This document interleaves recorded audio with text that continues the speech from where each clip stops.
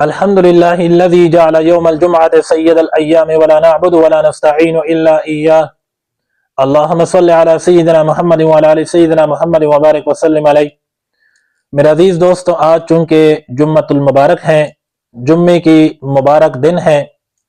تو اس کے اندر ہم کچھ اعمال کا اہتمام کریں۔ پہلی بات یہ کہ اگر ہم پر جمعہ کی نماز فرض ہیں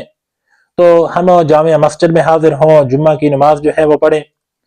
اور اس کے ساتھ ساتھ ہم جمعہ کے دن سورہ کاف کی تلاوت کا اہتمام کریں، اور اس کے علاوہ پیارے آقا صلی اللہ علیہ وسلم پر درود شریف پڑھنے کا اہتمام کریں، اور اس کے علاوہ بھی ہم استغفار کا اہتمام کریں، اللہ تعالیٰ سے اپنے گناہوں کی معافی مانگے، اور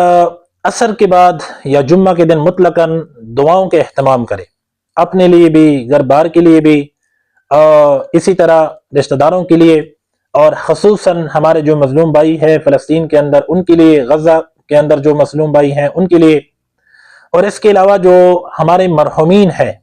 جو دنیا سے رحلت فرما چکے ہیں ان کے لیے بھی اعمال ایصال ثواب کریں، ان کے لیے سورہ فاتحہ، سورہ اخلاص، دیگر جتنے